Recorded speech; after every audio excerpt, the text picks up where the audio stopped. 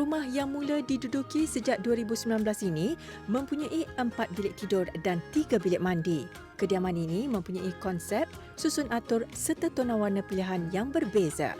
Ia juga memberi ruang kepada pemiliknya untuk terus bereksperimentasi dalam menata rias kediaman atau sesuatu ruang tanpa perlu mengubah suai rumah secara keseluruhan. Rumah bujang ini adalah kediaman pertama Dr. Arif, pensyarah kanan sebuah universiti di Batu Pahat, Johor, dan beliau menjadikan hobi mendekorasi rumah sebagai sesi terapi jiwa. Kediaman saya merupakan teres 2 tingkat dan merupakan intermediate lot, iaitu lot pertengahan. Keluasannya lebih kurang dalam 22 kali 80, terletak di Seri Gading, Batu Pahat. Ia merupakan rumah pertama saya dan mula diduduki sejak tahun 2019 lah.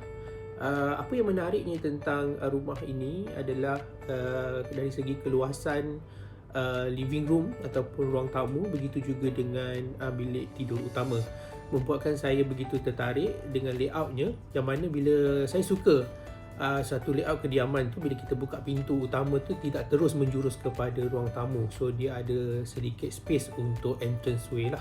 So apabila kita dapat duduk di rumah sendiri ni, saya mengeluahkan semua ilham yang ada sebelum-sebelum ini, hasil daripada rujukan melalui internet, media sosial dan juga majalah-majalah.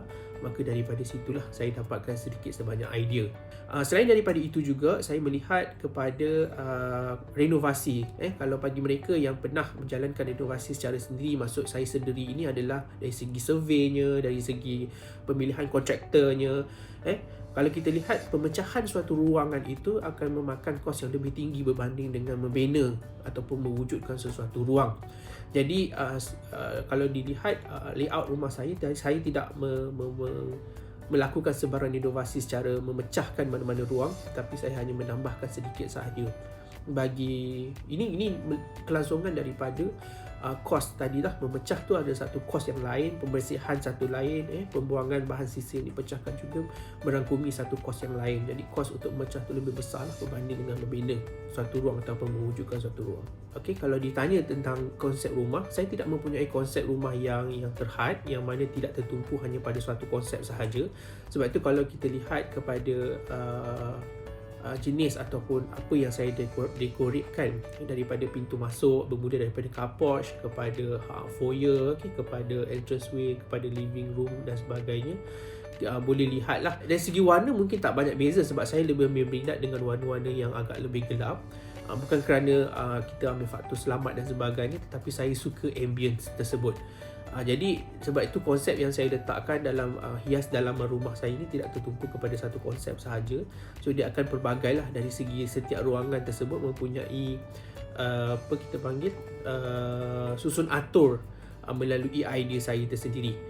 Jadi dari segi hiasan mungkin saya akan ambil here and there ataupun mix and match daripada konsep-konsep yang ada melalui majalah dan juga media sosial, tetapi secara keseluruhannya saya tidak terapkan lah. Contoh sebagai contoh, ada certain daripada kita yang gemar tentang farmhouse, jadi anything about farmhouse dia akan terapkan di dalam rumah mereka. Dari segi konsep bakul, dari segi konsep pembegang pintu, dari segi konsep warna dan sebagainya. Saya juga ada bahagian yang suka ataupun hiasan kecil yang menyentuh tentang farmhouse ni. Jadi saya cuma ambil sebahagian sahaja untuk saya mix and matchkan dengan dekorasi semasa. Smart home ni banyak memudahkan saya. Kalau dulu orang kata smart home ini lebih kepada kemahuan, tapi bagi saya ia merupakan satu keperluan. Kerana smart home ini kita boleh integratekan sistem di dalam rumah kita kepada telefon pintar kita lah. Sebab kalau saya sendiri banyak urusan di luar, maksudnya ada outstation dan sebagainya. So smart home ini membantu dari segi kita membuat mimik ataupun dia seolah-olah kita berada di rumah dengan nyalaan lampu pada certain masa, dengan nyalaan lampu pada tingkat aras 1 dan aras 2 berdasarkan kepada rutin kita seharian. Secara ringkasnya, sistem lampu, pencahayaan, sistem penapisan udara, sistem basuhan di laundry, sistem pendingin hawa di rumah, semua saya connectkan dengan telefon dia.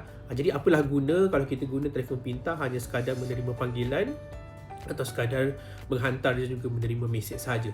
Jadi kita boleh optimiskan penggunaan telefon pintar ini dengan bergabungkan dengan sistem smart house di rumah. Smart home lah kita panggil sebagai smart home di rumah.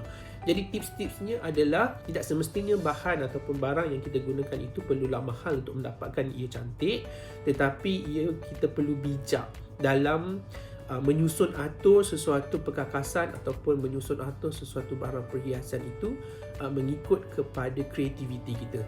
So dalam mendekorasi tidak ada cantik ataupun tak cantik kerana ia adalah satu konsep seni. Jadi seni adalah suatu subjek yang subjektif dan dia terlalu abstrak, maka setiap orang akan mempunyai seni mereka yang tersendiri. Sepanjang 3 tahun tinggal di rumah ini, hampir 10 kali Dr. Arif membuat perubahan dekorasi. Setiap pemilik kediaman pastinya mempunyai minat tersendiri dalam menghias rumah masing-masing. Namun, bergantung kepada cita rasa dan bajet yang ada. Rumah yang selesa sudah tentu mewujudkan suasana kediaman dan mencetus emosi yang berbeza.